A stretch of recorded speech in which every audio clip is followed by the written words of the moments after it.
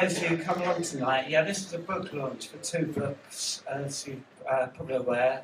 Esther Leslie's Derelict, she's just read a bit of it, and recommend you get a copy of it. It's a great read. It tells you all about the lowdown on Walter Benjamin, why Facebook is shit, all sorts of things. You'll love it.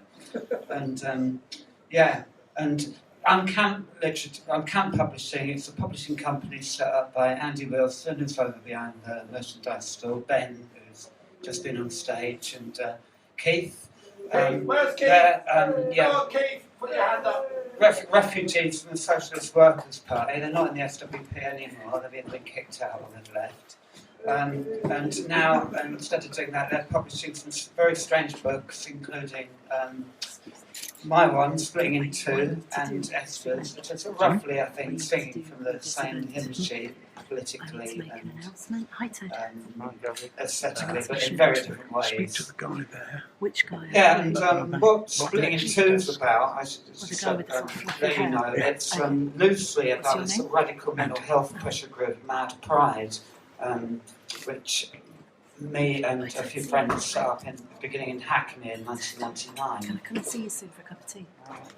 Mad Pride was a group of people which, with no funding or anything like that, it was a small group of people. We had a very big media presence back in between 1999 and 2003 in particular. Put on a big free festival, loads of shows, put out a best-selling book.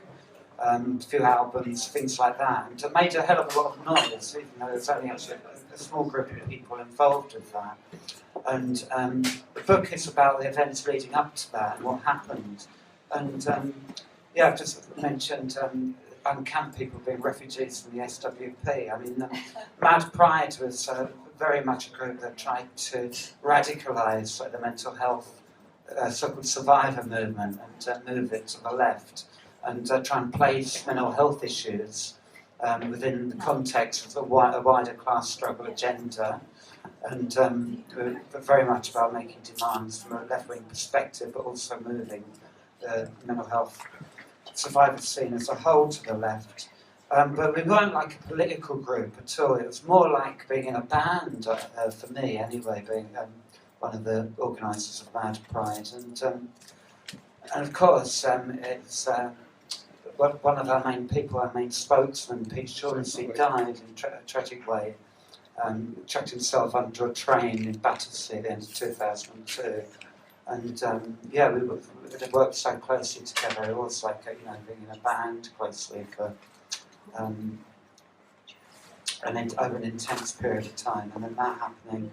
So the book is about that. It's quite a tragic story in some ways, but it's also a lot of jokes in it. And also a lot of punk rock, because one of the things that went into getting Mad Pride going was the fact that we'd all come from the background of being brought up during the punk era, going to shows, organising shows. We've been in our own bands and things like that before. So the book has got a lot of rock and roll anecdotes in it. The cast of it includes a lot of anarcho-punk stuff with the Apostles and Rudimentary Peni, who I used to hang around with when I was younger, and how they directly or indirectly fed into the whole thing. And other rock and roll figures like Nicky Sudden, Aaron Tyler, and even Alternative TV crop up in it quite a lot, because they're all very much part of the story. They're all mad. They're all mad to groups in different ways, they are, yeah. And in the nicest possible sense. So, I called the book Splitting in Two. It's sort of kind of, because I thought it was a good title, and it's the name of a great alternative TV song, which, I'm sure most of you know. I mean, it was also kind of, for me, it had other kinds of implications as well, that title. It sort of referred to me about R.D. Laing's sort of concept of the alienated versus what he called an authentic kind of self, and the division between the two, sort of, leading to mental distress and people finding themselves in unlivable situations, which kind of demanded that they escape from that by going mad, in the sense that people understand going mad.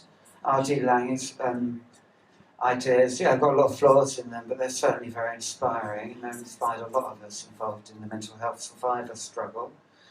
The struggle still continues. The book is part of this struggle, and it's using the musical and cultural references in it, and the jokes partly as a way of moving mental health issues and radical mental health issues, and making demands into the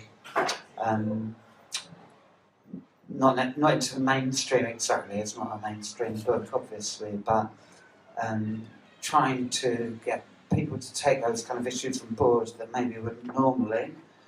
And splitting into it also kind of refers to the sort of dialectical method of analysis developed by Marx based on Hegel's original concept of it. As I've said in the book, there's not directly any a lot of explicit dialectics in the book, but hopefully it will feed into somewhere along the line. And of course, if you don't already know, you're coming from the perspective that modern life it is a bit of a farce, and at the moment we're living in an era when people are being forced to work very low wages. People using mental health services or with mental distress. Most of us having our welfare benefits cut left, right and centre. There's a government that are overseeing the biggest sort of wealth transfer from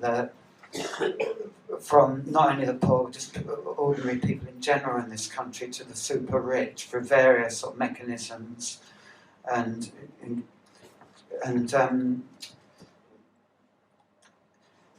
trying to fob us off with just by trying to sell us the glitter on the surface of life, all the commodities and everything that don't distract us, trying to distract us to the extent that all we can see is the glitter on the surface, not even the surface itself. And Mad Pride, rather like punk, was quite an intense thing that tried to cut through all that and see what was really underneath.